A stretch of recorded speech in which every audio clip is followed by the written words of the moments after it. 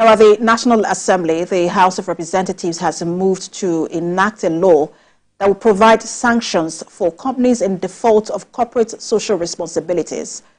At a public hearing on the bill, its Committee on Corporate Social Responsibility condemned the attitude of some organizations that have persistently ignored its invitation.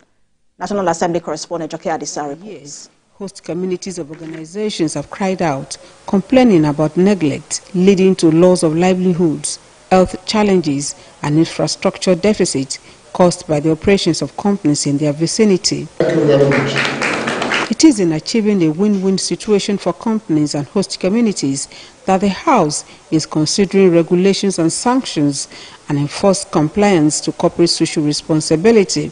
This bill seeks to provide legal status and guidelines to corporate social responsibility for better coordination and regulation. But the House is worried about the attitude of some companies which ignores its invitations. It warns that there will be consequences. As a parliament, we are committed to fostering a constructive and inclusive dialogue.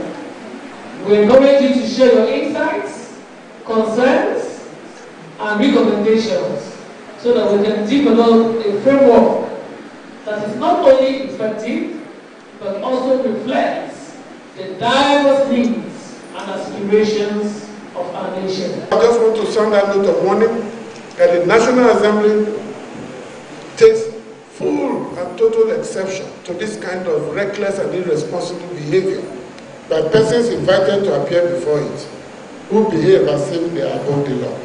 It will not continue, and I assure you it will not continue. At the technical session, government and privately owned corporations bear their minds on the proposed bill which seeks to regulate CSR in the country. The Central Bank of Nigeria is in support of the bill but has some reservations, especially on the proposed penalty of imprisonment to defaulting companies.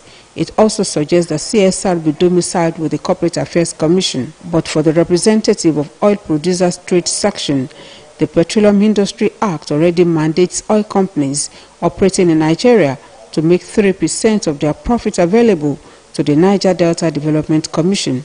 It believes any further levy will impact negatively on their operations.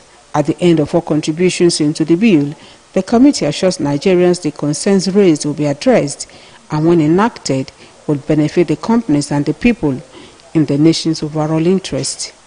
Joke Adisa, TVC News, Abuja.